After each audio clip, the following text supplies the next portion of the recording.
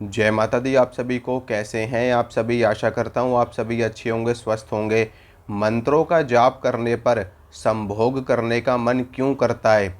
आपने कई बार साधकों से, भक्तों से ऐसा कहते हुए सुना होगा कि जब भी वो पूजा करने के लिए बैठते हैं या फिर मंत्र जाप करने के लिए बैठते हैं तो उनके अंदर काम वासना जागृत हो जाती है और बार बार उनका संभोग करने का मन करता है। वो जब रात्रि में शयन करते हैं तो सोते समय उनको स्वप्न में संभोग की अवस्थाएं दिखाई देती हैं, संभोग के दृश्य दिखाई देते हैं। और कई बार उनको ऐसा महसूस होता है या ऐसा दिखाई देता है कि कई तरह की शक्तियां आकर के उनके साथ स्वप्न में संभोग करती हैं और उनका वीर्यपात हो जाता है। इस तरह की चीज़ें जो लोग मंत्रों का जाप करते हैं या फिर पूजा करते हैं, पाठ करते हैं, उनके साथ में घटित होती है। और ऐसा साधकों के साथ में लगातार कई समय तक चलता रहता है। तो इसी के ऊपर आज मैं आपको जानकारी दूंगा कि ऐसा आपके साथ में क्यों होता है। देखिए दोस्तों, मंत्रों की जो शक्ति होती है, जो ऊर्जा होती है, वो बहुत ही प्रबल होती है, बहुत ही शक्तिशाली होती है। मंत्र हमारे शास्त्रों में कई प्रकार के बताए गए हैं, जैसे कि वैदिक मंत्र, तांत्रिक मंत्र, बीज मंत्र, पौराणिक मंत्र और शाबर मंत्र। इन मंत्रों के अंतर्गत आने वाले कुछ मंत्र ऐसे होते हैं जो बहुत ही उग्र होते हैं, जैसे कि माँ भगवती आदि शक्ति महाकाली के मंत्र, भगवान भैरव के मंत्र, माता शीतला मसानी के मंत्र। इसी प्रकार से अन्य शक्तियाँ हैं जिनका मंत्र जाप करने से हमारे अंदर जो हमारी कुंडलिनी शक्ति सोई हुई अवस्था में होती है वो तीव्रता के साथ में जागृत होती है। जैसे कि मैं आपको बताता हूँ कि हमारे जो मूलाधार चक्र होता है वहाँ पर हमारी काम वासना स्थापित होती है और हमारी कुंडलिनी शक्ति इसी काम वासना के चारों ओर 3.5 मीटर 3.5 फेरे लगा करके सोई हुई अवस्था में बैठी होती है। जब एक साधक ब्रह्मचर्य का पालन करते हुए मंत्र का जाप करता है तो कुंडलिनी शक्ति निद्रा से जाग जाती है और वहाँ पर हमको ऐसा महसूस होता है कि जैसे कोई सर्पनुमा आकृति अपने काफ़ी लंबे समय से जो शक्ति सोई हुई थी वो चुंबकीय तरंगों के कारण, यानी कि जो मंत्रों की ऊर्जा से वहाँ पर जो तरंगे बार बार वाइब्रेशन करती हैं, बार बार वहाँ पर घर्षण होता है मंत्रों की ऊर्जा का, बार बार जो हमारी श्वास प्रश्वास चलती रहती है, श्वास का दबाव वहाँ पर जाता है, मंत्रों की ऊर्जा का प्रभाव वहाँ पर जाता है। तो जिसके प्रभाव से हमारी जो कुंडलिनी शक्ति है वो जागृत होना शुरू हो जाती है। और जब कुंडलिनी शक्ति जागृत होती है तो मूलाधार चक्र से संबंधित जितने भी कर्म है वो सारी चीज़ें हमारे साथ में, साधकों के साथ में घटित होने शुरू हो जाती हैं। क्योंकि मूलाधार चक्र में काम वासना विराजमान होती है, कामदेव विराजमान होते हैं। तो वो अपना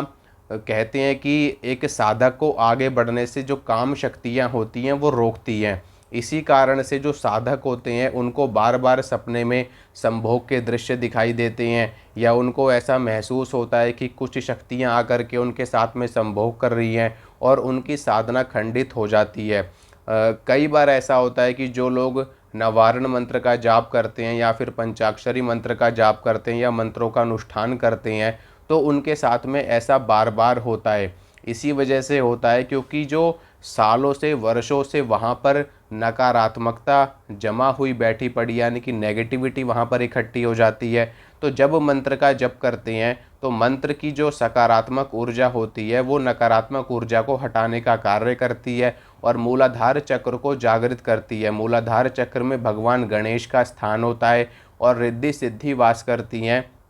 साथ में मूलाधार चक्र में कुछ अन्य शक्तियाँ, काम शक्तियाँ भी वास करती हैं, जिसके कारण ये पूरा संस्थान संचालित होता है। तो इसी प्रकार से जब मूलाधार चक्र की सफाई होती है, नेगेटिविटी वहाँ से दूर होती है और वहाँ पर जो मूलाधार चक्र में 4 कमल लिए जो लम बीज मंत्र है वो जागृत होता है, तो वहाँ पर जो हमारा जो कमल होता है 4 पंखुड़ियों वाला वो जागृत होता है, वो खुल जाता है। तो जिसके प्रभाव से इस तरह की चीज़ें हमारे साथ में घटित होती हैं। लेकिन जब हमारी कुंडलिनी शक्ति मूलाधार चक्र को और स्वादिष्ठान चक्र को पार कर जाती है एक बार, फिर उसके बाद में साधकों को इस तरह की चीज़ें नहीं सताती, किसी भी तरह की काम शक्ति नहीं सताती और साधक बिना किसी बाधा के, बिना किसी विघ्न के अपनी कुंडलिनी शक्ति को ऊपर की ओर जागृत कर लेता है। लेकिन कई बार लोग क्या करते हैं, मंत्र जाप करते हैं, फिर थोड़े समय तक जाप करते हैं, 10 दिन, 15 दिन, 20 दिन, या फिर उनको कोई अनुभव नहीं होता, या फिर उनको इस तरह के सपने आने शुरू हो जाते हैं। तो साधक होते हैं भयभीत हो जाते हैं, डर जाते हैं और वो मंत्र जाप करना छोड़ देते हैं। फिर जैसे ही वो मंत्र जाप छोड़ देते हैं तो दोबारा से कुंडलिनी शक्ति सोई हुई अवस्था में चली जाती है। फिर बाद में जब उनका मन करता है मंत्र जाप करने का, क्योंकि जो हमारी कुंडलिनी शक्ति का हम ये कह सकते हैं जो अस्तित्व है या जो प्रभाव है वो जागृत होना है। इसीलिए जब हम कोई भी ऐसी आध्यात्मिक प्रक्रिया नहीं करते, ध्यान मंत्र साधना नहीं करते, तो बार बार हमारी जो अंतरात्मा है, जो हमारी चेतना है, वो बार बार हम तक मैसेज पहुंचाती रहती है कि हमें जागृत होना है, हमें मोक्ष प्राप्त करना है, या फिर हमें इस भौतिक जगत से बाहर निकलना है और हमें अपनी गति करनी है। इसीलिए बार बार हमारे मन में इस तरह की बातें, इस तरह के विचार आते रहती हैं। लेकिन जब आप मंत्र जाप करना बंद कर देते हैं बीच में, बाद में फिर आप मंत्र जाप दोबारा से शुरू करते, तो फिर दोबारा से आपके साथ में ये सारी चीज़ें होनी शुरू हो जाती है। इसीलिए मैं आपसे कहता हूँ कि मंत्र जाप आप जब भी करो, तो आप जब मंत्र जाप एक बार शुरू कर दो तो मंत्र जाप को छोड़ना नहीं चाहिए। अगर आप छोड़ दोगे तो फिर दोबारा से वहीं से शुरुआत करनी होती है। ऐसा नहीं है कि एक बार अगर आपने अपनी कुंडलिनी शक्ति को जागृत कर लिया या एक्टिवेट कर लिया तो वो आजीवन जागृत रहती है, आजीवन एक्टिवेट रहती है। आपने ये कहते तो सुना होगा सभी से कि शक्ति प्राप्त करना आसान है लेकिन शक्ति को बनाए रखना मुश्किल है। ठीक है, इसी प्रकार से अगर आप एक बार अपनी कुंडलिनी शक्ति को जागृत कर लेते हैं तो जागृत करने के बाद में उस शक्ति को बरकरार रखना वो ज़्यादा कठिन कार्य होता है एक साधक के लिए। जब आपने स्वामी रामकृष्ण परमहंस के बारे में सुना होगा, जो माँ काली के बड़े उपासक थे, बड़े भक्त थे, तो स्वामी रामकृष्ण परमहंस को वो उनकी चेतना इतने उच्च स्तर की थी, उनको साधनाएं करवाने के लिए स्वयं योगिनी देवी आया करती थी, स्वयं ब्रह्माणी देवी आया करती थी और उनको समस्त तंत्र की साधनाएं करवाया करती थी। एक बार स्वामी रामकृष्ण परमहंस की एक साधना इतनी कठिन थी कि जिस साधना के फलस्वरूप उनको योगिनी देवी के माध्यम से एक ऐसी सुंदर कन्या ला करके उनकी गोद में बैठा करके और वो साधना करवाई गई थी, जिस साधना को स्वामी रामकृष्ण परमहंस ने माँ काली की कृपा से बड़ी ही सरलता से कर लिया था। और वो साधना इसीलिए करवाई गई थी कि उसमें उनका दृढ़ संकल्प देखा गया था, उनके ब्रह्मचर्य की शक्ति को देखा गया था और उनके संयम को देखा गया था कि वो किस प्रकार से अपनी काम वासना के ऊपर विजय प्राप्त कर लेते हैं।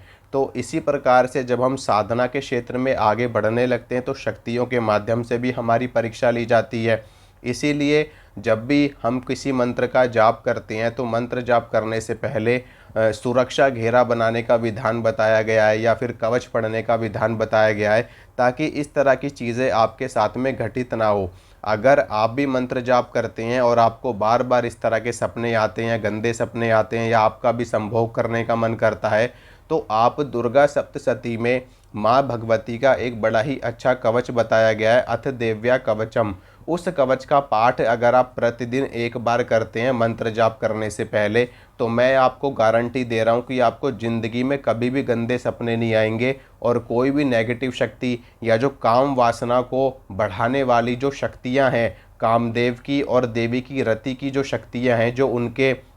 हम कहते हैं जो उन्होंने अपनी माया फैला रखी है संसार में, तो उनकी माया का प्रभाव नष्ट हो जाता है और भगवती की शक्तियां आपकी रक्षा करनी शुरू कर देती हैं और इस तरह के विचार, इस तरह की नेगेटिविटी आपके मन में बिल्कुल भी नहीं आती। तो यही रीज़न होता है जिसके कारण हमको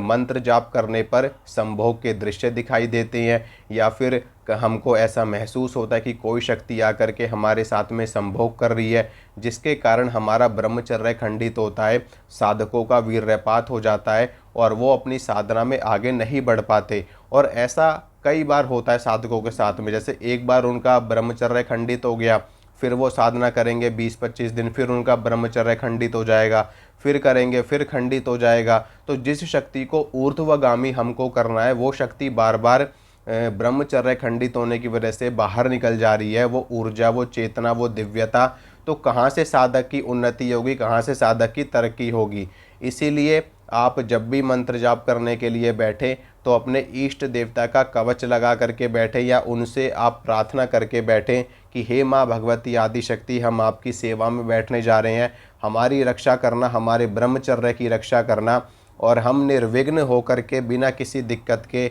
बिना किसी परेशानी के अपनी साधना में सफल हो सके और हमारा ब्रह्मचर्य खंडित ना हो। अगर आप इस तरीके से प्रार्थना करते हैं माँ भगवती से, तो आपकी साधना निर्विघ्न रूप से बढ़ती रहती है और आपको उच्च कोटि की सिद्धियाँ प्राप्त होती है। जय माता रानी की।